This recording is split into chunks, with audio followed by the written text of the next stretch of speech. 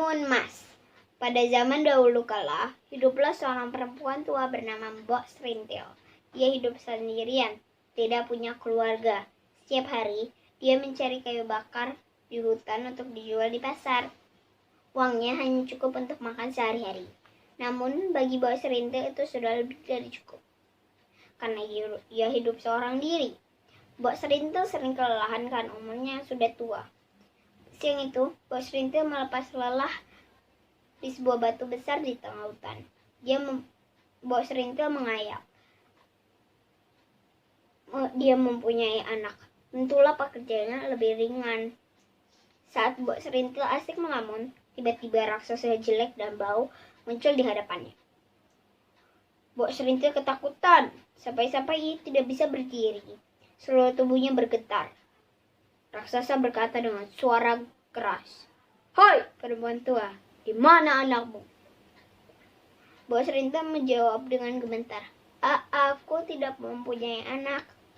Raksasa itu mendekatkan wajahnya ke arah Mbok Serintil. "Kamu jangan bohong!" Mbok Serintil berkata, "Aku tidak bohong. Kalau kamu mau, makan saja aku." Sang raksasa tertawa terbahak-bahak. "Hahaha, aku tidak mau makan kamu. Dagingmu pasti tidak enak. Itu pun kalau kamu punya daging."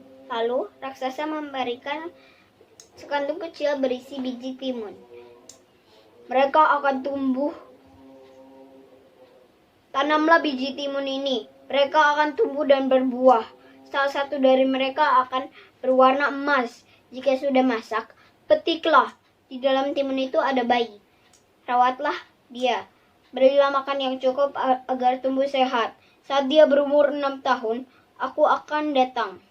Dia pasti jadi santapan yang enak." Mbok Serintil menerima kantung itu. "Sekarang pergilah," hendak raksasa itu.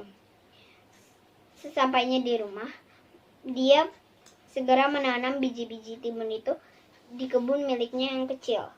Semakin hari, timunnya semakin besar. Sudah waktunya untuk dipetik. Betapa terkejutnya, ternyata ada bayi perempuan menangis di sana. Mbok Serintil mengambil bayi itu. Ia menamai bayi itu Timun Mas. Timun Mas tumbuh menjadi anak yang baik, lembut, sabar, dan penyayang. Ketika Mbok Serintil ingat janjinya dengan raksasa jahat itu, ia menjadi sedih karena sebentar lagi usia Timun Mas 6 tahun. Untung saat raksasa datang, Timun Mas pergi ke pasar. "Hai raksasa, Timun Mas masih terlalu kecil. Belumlah enak dagingnya. Datanglah 2 tahun lagi." Raksasa setuju dan pergi. Mbok Serintil selalu memikirkan Timun Mas. Suatu malam, Mbok Serintil bermimpi. Dalam mimpinya, ada seorang pertapa yang menyuruh Timun Mas pergi ke atas gunung. Mbok Serintil mengikuti mimpinya. Ia menyuruh Timun Mas pergi ke atas gunung. Sang pertapa lalu memberikan 4 kantong kecil dalam yang hanya boleh dibuka saat Timun Mas dalam bahaya. Timun Mas pulang ke rumahnya.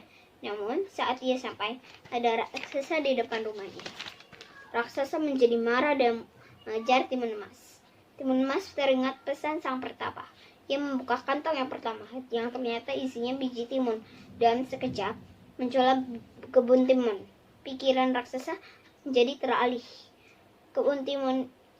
Namun saat timun habis, raksasa teringat akan Timun Mas dan kembali mengejar. Ia menjadi susah karena raksasa kembali menyusulnya. Lalu Timun Mas menebarkan kantong yang kedua yang isinya jarum. Tiba-tiba muncullah hutan bambu yang lebat. Tubuh raksasa pun tergores bambu tajam. Kakinya sakit.